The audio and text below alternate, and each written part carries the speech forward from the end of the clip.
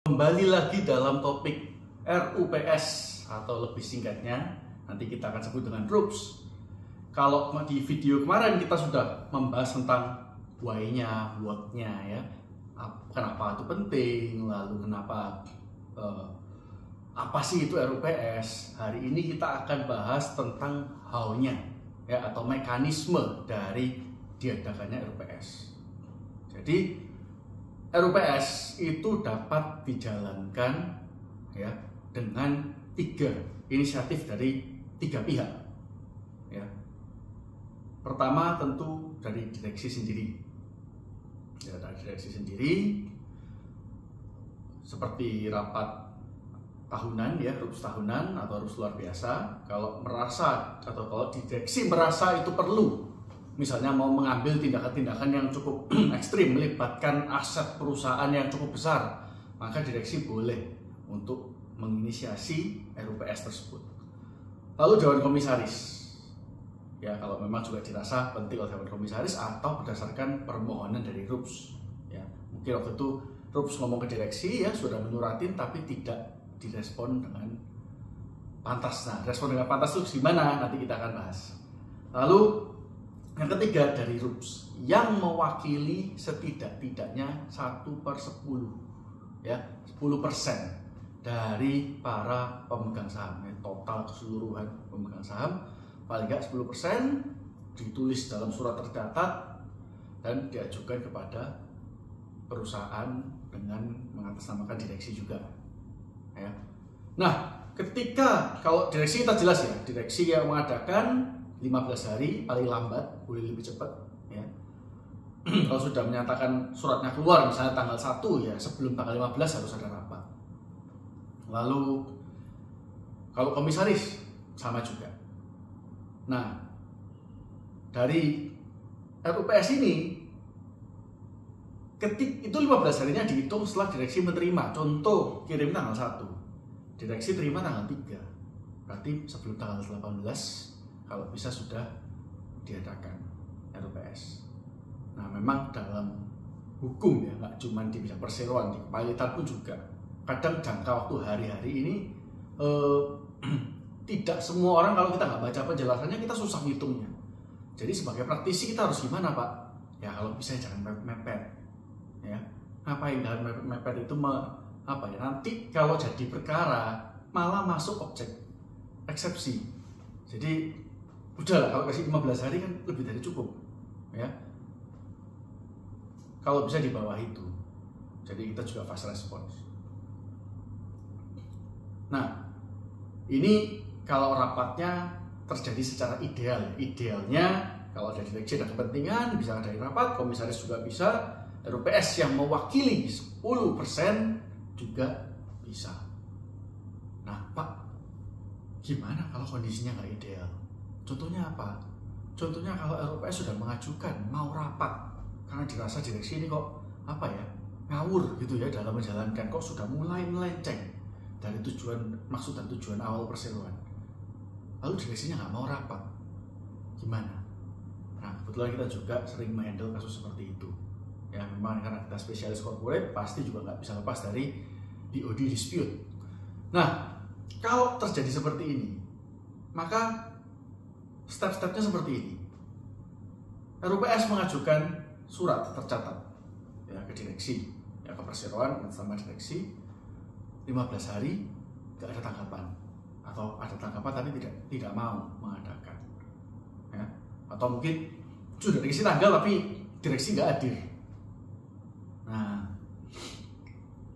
kalau terjadi seperti ini, maka ada 2 langkah selanjutnya yang bisa diambil, 2 pilihan ya yang bisa diambil oleh RUPS. Pertama, mereka bisa nyuratin Dewan Komisarisnya. Supaya apa? Dewan Komisaris yang mengadakan RUPS tersebut. Direksi nggak hadir pun nggak apa-apa. Nanti kan toh keputusan RUPS-nya tetap mengikat direksi.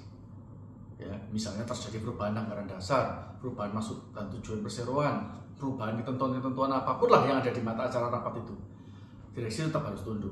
Hadir atau tidaknya, setuju atau tidaknya direksi dengan adanya RUPS tersebut. jadi tetap mengikat direksi. Yang ketiga, itu mengajukan permohonan ke pengadilan negeri, di mana di domisili perseroan tersebut. Nah, meskipun ini permohonan dan sifatnya volunter, tapi tetap pengadilan juga mendengarkan, ya, memanggil direksi, memanggil komisaris, jadi nggak satu pihak saja yang didengarkan. Nah, syarat untuk ke pengadilan gimana, Pak? Kelihatannya ribet banget, ya. Masa mau rup saja harus ke pengadilan, ya. Itu mekanisme yang disediakan hukum. Jadi pengusaha kita nggak boleh terlalu alergi sama hukum, karena kalau kita terlalu alergi dan kita nanti udah jadi kebiasaan, contoh bikin perjanjian habis handshake deal, nggak bikin kontraknya. Nah, hal-hal seperti ini nanti susah di kemudian hari. Itu sama kalau kayak pengusaha alergi sama pembukuan, alergi sama teks, nggak mungkin ya. Kalau alergi sama itu jadi karyawan aja, jangan jadi pengusaha. Ya, pengusaha harus nggak boleh alergi dengan semua. Manajemen harus tahu, marketing harus tahu, tax, finances, legal, semua itu penting. Ya. Jadi jangan alergi dulu dengan yang namanya pengajuan ke pengadilan. Kalau kita berusaha minta ke direksi, komisaris, nggak ada tanggapan, terus gimana? Apakah kita membiarkan mereka menyelewengkan dana perusahaan terus-menerus?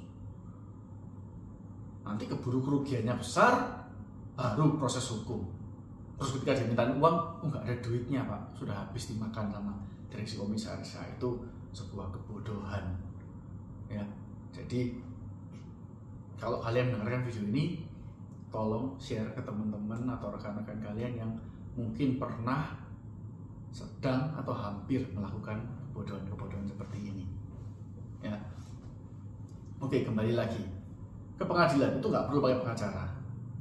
Ya. Tapi ya seyogyanya pakai supaya ini ya tahu due prosesnya, ada yang mendampingi. Tapi kalau dana itu menjadi masalah atau nggak ada pengacara yang dipercaya secara personal, ya jalan sendiri nggak apa-apa. Tapi ini mekanismenya. Ya, kita ajukan ke pengadilan harus memenuhi 2 syarat. Pertama, dalam pengajuan tersebut memang telah dibuktikan bahwa ada surat tercatat. Nah, ini gunanya tadi kita pakai surat tercatat.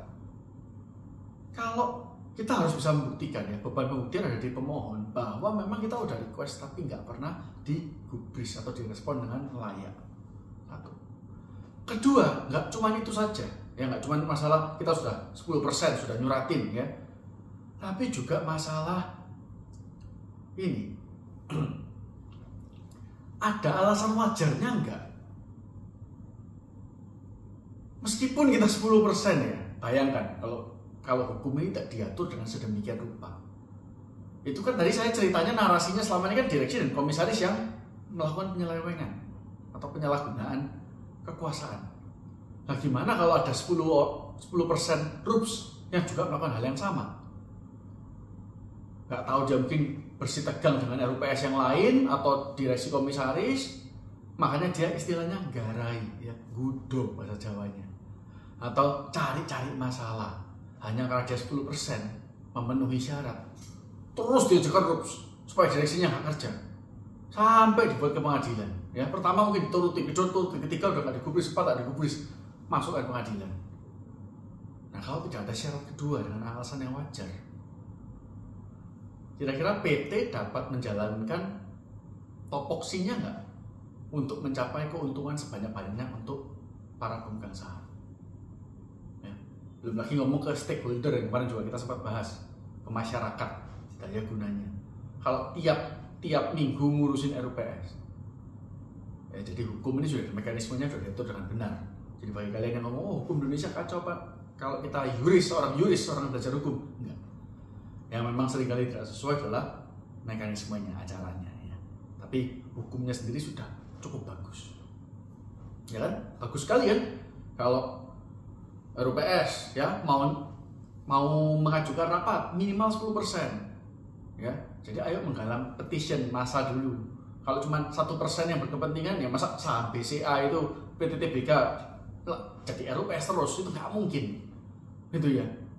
Jadi sudah 10% dibatasi, menyurati direksi, kalau nggak digubris, menyurati komisaris, kalau nggak digubris lagi, bisa ke pengadilan. Tapi itu pun nggak semena-mena.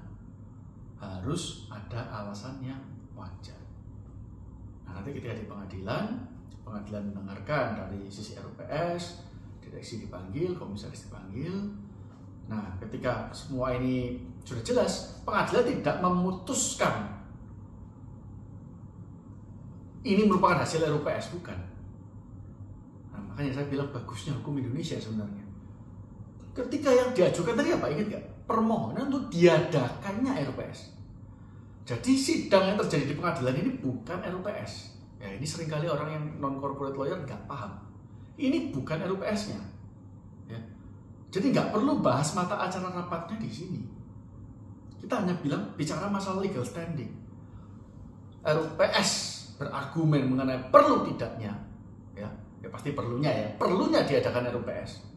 Sedangkan direksi dan dewan komisaris yang tidak menggubris bisa memberikan argumen kenapa kok nggak perlu RUPS. Tapi kita nggak usah menyentuh mata acara rapatnya. Ya.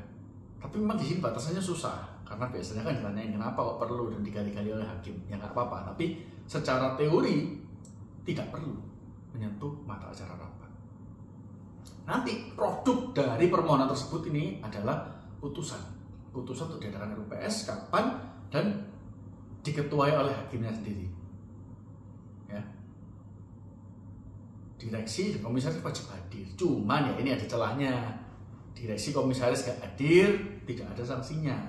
Tapi ya dibilang celah juga enggak, karena kembali lagi ke tadi, RUPS ya, putusan RUPS yang sah itu mengikat direksi dan dewan komisaris, bahkan RUPS yang lain. Jadi sebenarnya aman-aman saja.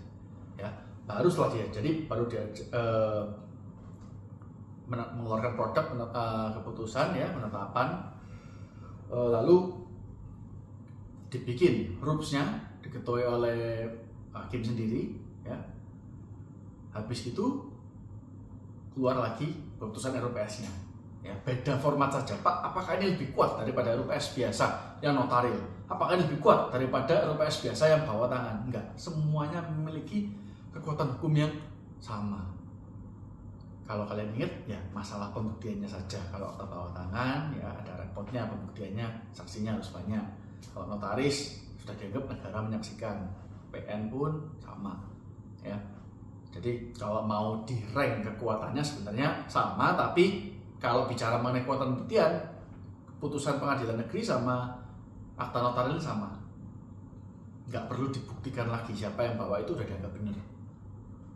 Baru kalau yang lebih bawah sedikit itu RUPS bawa tangan. Karena kita sekonyong-konyong datang bawa surat bukti adanya RUPS dan tangan semua pihak, belum tentu ini benar. Bisa saja saya forgery atau saya memalsukan dokumen, tanda tangan, tanggal semua. Karena siapa? Kita nggak punya wewenang di mana, dan sumpah ya, di mana kalau kita membuat dokumen harus benar. Kalau notaris dan ketua pengadilan negeri kan punya. Itu bedanya dan di situ saja. Nah, ketika RUPS sudah bisa diadakan, kembali lagi bisa online, bisa offline ya, selama apa? Inputnya bisa dapat jelas, outputnya jelas. Para pemegang saham bisa mendengar ya dan melihat langsung, dan mereka juga bisa mengutarakan pendapat secara live kalau bahasa modernnya ya, secara langsung. Tuh. Nah, nanti ketika rapat ya seperti biasa, biasanya kita ngitung quorum ya kan, mata agenda rapat. Nah, kalau yang diputuskan PN tadi, RUPS ya nggak boleh loh ya nyeleneh dari mata acara rapat. Kalau notaril sama bawa tangan kan boleh, selama RUPS semua setuju, bolehlah nambah satu mata acara. Tapi kalau di PN nggak boleh. Kalau RUPS yang diadakan oleh pengadilan negeri, kenapa? Ya mereka harus konsisten dan konsekuen dengan putusannya. Harus diadakan putusannya, kan menetapkan RUPS mata acara ABCD, ya ABCD, nggak boleh nambah E. Kalau mau E rapat sendiri, ya itu. Jadi sudah dibahas mata acara rapatnya, terus mereka bisa mengambil suara. Ya ingat ya, quorum kemarin saya sudah bilang di video-video sebelumnya, saya ulangi lagi sekilas. Untuk hal-hal yang bersifat operasional, hal-hal biasa, itu quorumnya cukup 50% dari 50% yang hadir minimal ya. Kalau quorum mengenai hal-hal yang sifatnya perubahan anggaran dasar, harus 2/3 ya, 66,67% dari 66,67% yang hadir. 2/3 dari 2/3. Nah, kalau mengenai hal-hal yang menyangkut integritas PT, contohnya mau akuisisi, pembubaran, merger, peleburan, kepilitan, itu harus 3/4 atau 75% dari 75% yang hadir. Ya, jadi banyak yang keliru. Sekali lagi, kalau pengacara non korporat hafal pun mengenai quorum-quorumnya, itu bilang oh iya nih 50%, 1/2, 2/3, 3/4. Dari mana? Dari seluruh jumlah RUPS. Ini keliru. Ya, undang-undang jelas menyatakan ya 5/2 dari 1/2, 2/3 dari 2/3, 3/4 dari 3/4. Kenapa? Karena ini bagusnya hukum Indonesia lagi. Para pemegang saham ini juga nggak ngangguran ya. Mereka sudah memilih jadi investor, nggak mau terlalu terlibat. Ya, kalau dilihat undangan rapatnya misalnya, mata acara cuma gini-gini aja, nggak perlu datang saya. Nggak apa-apa kan? Tapi kalau mata acaranya pergantian direksi, penting ini, ya saya datang untuk memberikan suara saya. Ya. Atau mengenai peleburan perusahaan, Gojek sama Tokopedia misalnya, wah ini menarik ini. Tapi saya kebetulan nggak bisa hadir, saya kirim kuasa aja. Bisa kuasa hadir. Cuma kalau sudah ada kuasa, jangan kita juga datang. Kalau kita juga datang, kuasanya ini hangus, ya pengacaranya cuma bisa nonton. Ya boleh sih, nggak apa-apa. Kalau memang ini perusahaan high stake gitu ya, rapatnya tuh stake-nya tinggi ya, kita datang ditemani pengacaranya di samping. Tapi nggak boleh ya, pengacara nggak boleh bersuara itu, ya karena sudah jelas forumnya ini bukan untuk kita. Kalau mau pengacara Anda ngomong, ya Anda jangan hadir, gitu ya. Forum dihitung, putusan RUPS ada, disahkan ya, apapun itu bentuknya. Kalau mau bawa tangan ya tanda tangan, nggak perlu materai ya. Notaril ya notaril, biasanya kalau notaris pakai materai, sudah SOP-nya mereka. Atau pengadilan negeri ya pakai formatnya mereka. Ya, jadi itu semua step by stepnya RUPS. Jadi cukup untuk pembahasan RUPS. Next time kita bahas yang lebih seru, yakni direksi. Ya. Pak, bedanya direksi sama direktur apa? Direktur sama direktur utama apa? Direktur itu pegawai bukan sih? Kan dia terima gaji. Nah, hal-hal seperti itu akan kita bahas di next video.